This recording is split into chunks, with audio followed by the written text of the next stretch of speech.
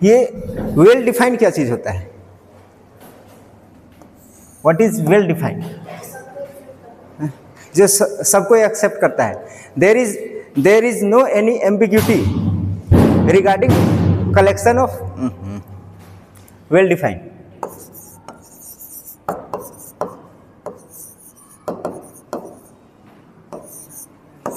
तो इसको हम लोग वेल डिफाइंड को समझेंगे कि every collection is not set but well defined collection is set. तो इसका मतलब there is no any ambiguity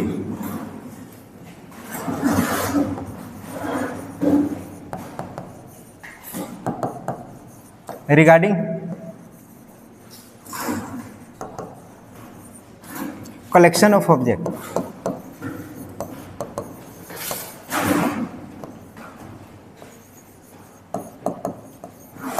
अब यहाँ समझने वाली बात है कि अगर आपसे पूछा जाए, स्टार्टिंग आपसे बोले आप भारत के, इंडिया के 5 प्राइम मिनिस्टर का नाम बताओ, बोलिए 5 प्राइम मिनिस्टर। आप 5, हम इसको डिफाइन कर रहे हैं, what is well defined. 5 PM of India, Lal Bahadur Shastri. Next है नरेंद्र मोदी। नेक्स्ट है पंडित जवाहरलाल नेहरू। ठीक है। नेक्स्ट अटल बिहारी वाजपेयी।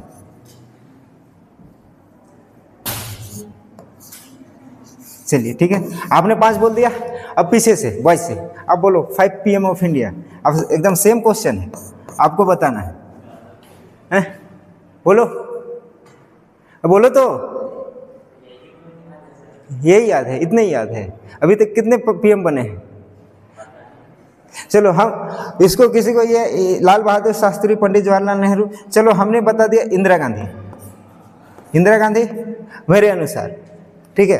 फिर क्या, राजीव गांधी, तो क्या नाम है उसके बाद? कौन? इंदर कुमार गुजराल थे ना, एक IK गुजराल बने थे।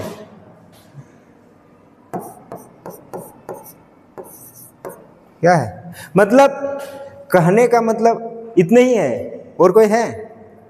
नहीं बने थे और PM, पता नहीं है। चलो मोरारजी देसाई का नाम सुने हैं? मोरारजी देसाई का नहीं नाम सुने हैं? तो मोरारजी देसाई है, नरेंद्र मोदी है। तो यहाँ पे क्या देख रहे हैं, हमने क्वेश्चन पूछा कि 5 PM ऑफ इंडिया। ठीक है, ये कलेक्शन है। आपने बताया कि इसका नाम लाल बहादुर शास्त्री, नरेंद्र मोदी, पंडित जवाहरलाल नेहरू, अटल बिहारी वाजपेयी। हमने क्या बोला? इंदिरा गांधी, राजीव गांधी, मोरारजी देसाई और ये नरेंद्र मोदी। देखिए सेम क्वेश्चन था, आपका आंसर अलग आया, मेरा आंसर अलग आया। This is not well defined. ठीक है, क्वेश्चन वेल डिफाइंड नहीं था। वेल डिफाइंड क्या होना चाहिए कि कलेक्शन में, उसको सिलेक्शन में there should not be any ambiguity, मतलब आपका विरोधाभास। एम्बिग्यूटी मतलब होता है ना, विरोधाभास होना चाहिए। अब आपको बोले बेस्ट 5 एक्टर ऑफ बॉलीवुड, तो क्राइटेरिया अलग अलग है लोगों को सिलेक्ट करने का। आप बोल दो कि इनकम के अनुसार, एज के अनुसार, या तो फिर कितना उसका नंबर ऑफ, क्या बोलते हैं, फिल्म रिलीज करता है, तो उसके अनुसार। तो सेट इसी तरह का, every collection is not set but well defined collection is a set. समझ में आ रहा है? तो एग्जाम्पल,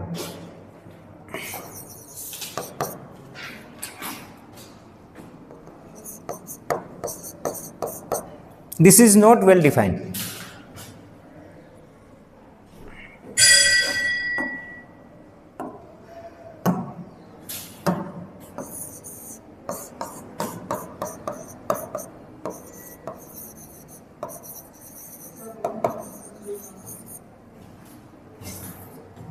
नेक्स्ट किधर आएगा?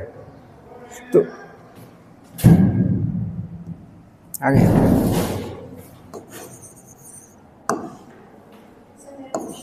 हाँ चलिए हाँ हाँ 3 फैक्टर ऑफ 98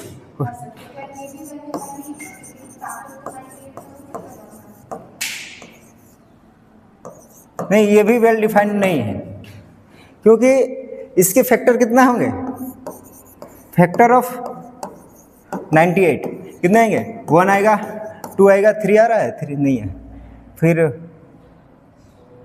4 भी नहीं आएगा, तो इसको निकालो। देखो हम लोग 98 का फैक्टर निकालना है, तो इसको प्राइम फैक्टराइजेशन करेंगे, 4 9 7 7 आ रहा है, तो इसके कितने फैक्टर बन रहे हैं, एक 14 आ रहा है, फिर आपका 7,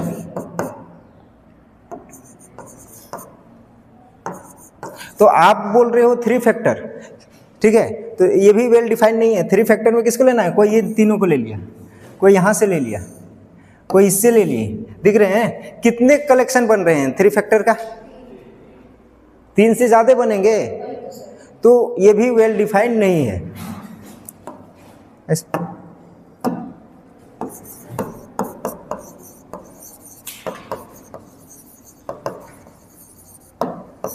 क्या है, वेल डिफाइंड के होने के लिए बोल देता फैक्टर ऑफ 98 लेस देन, मतलब of 1 digit, 1 digit factor of 98, तो 1 डिजिट में कितने होंगे, देख रहे हैं 1 2 7 आया, वेल डिफाइंड क्या होगा,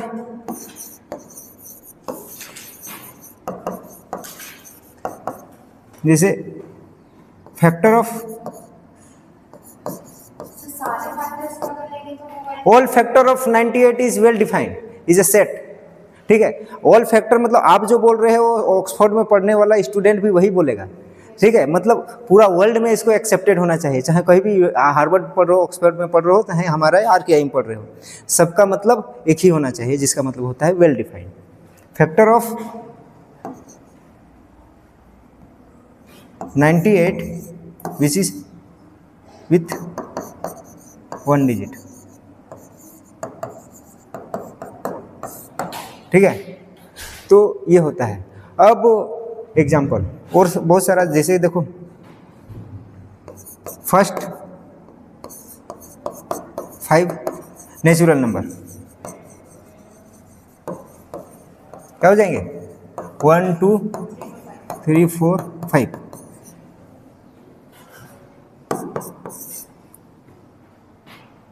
नेक्स्ट क्या हो सकता है कि क्या, मल्टीपल ऑफ 3,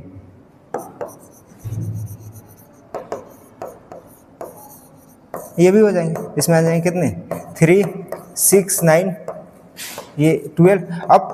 अब सेट है, अब सेट के टाइप भी होते हैं, जैसे कि होता है फाइनाइट सेट, इनफाइनाइट सेट, वो आगे की बात है, ठीक है, लेकिन हम लोग ये भी तो दिख रहा है ना, मल्टीपल ऑफ ही।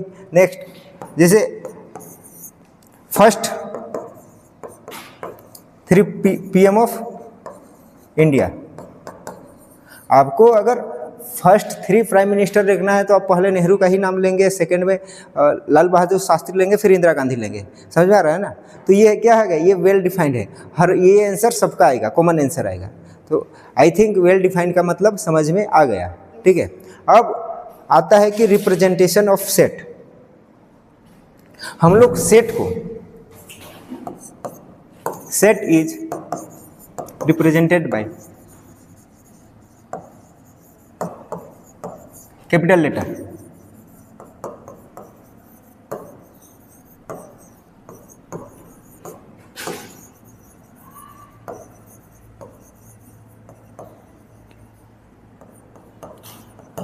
जैसे ये है ना कि जैसे ए इक्वल टू इस तरह से फर्स्ट 5 नेचुरल नंबर, तो इसको हम लोग स्मॉल लेटर में नहीं लिखना है, इसको कैपिटल लेटर में ही रिप्रेजेंट करना है।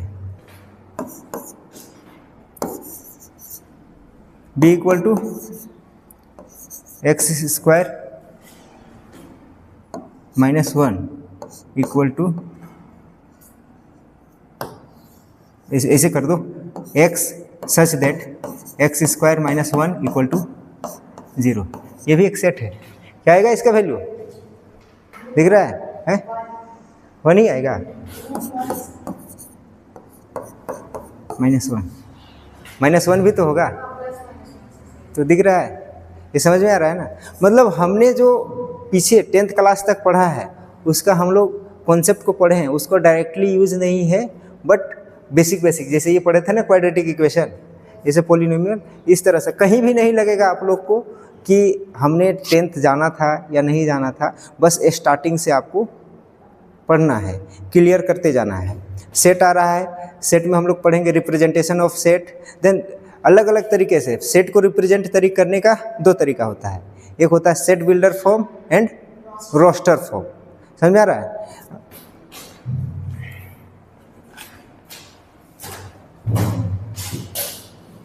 क्या करें, इतना करने की क्या जरूरत है, इसको हम लोग एक ही पेज में लिख देते हैं।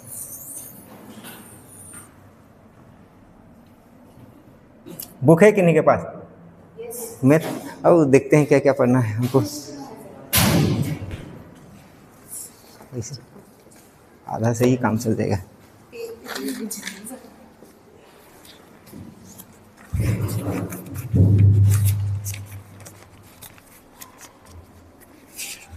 क्वेश्चन करते हैं।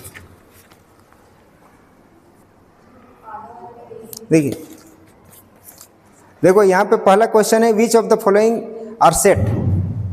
विच ऑफ, बुक दिख रहा है, which of the following are set. First है कि the collection of all the month of year beginning with letter J. Set है, क्योंकि जे से जनवरी जुलाई जून जो होता है वो क्या है, वो सेट है। 12 मंथ होता है, 12 में वैसे मंथ को लेना है जो जे से स्टार्ट होता है। Next, the collection of 10 most talented writer of India. क्योंकि हर आदमी का क्राइटेरिया टैलेंटेड कहने का अलग अलग है, ठीक है। हमारा कुछ और हो सकता है, आपका कुछ और हो सकता है, किसी और का कुछ और हो सकता है। तो this is not well defined statement, समझ में आ रहा है, इसलिए नहीं होगा। Next, a team of 11 best cricket batsman of the world. नहीं कर सकते हैं आप, बेस्ट किस अनुसार से कर रहे हैं, वो तो नहीं है ना, तो ये भी वेल डिफाइंड नहीं है। Next, the collection of all boys in your class, ये वेल डिफाइंड है, कर रहे हैं, हर कोई वही बोल देगा जो सेम आंसर आएगा सबका। The collection of novel writer by the written by the Munshi Premchand.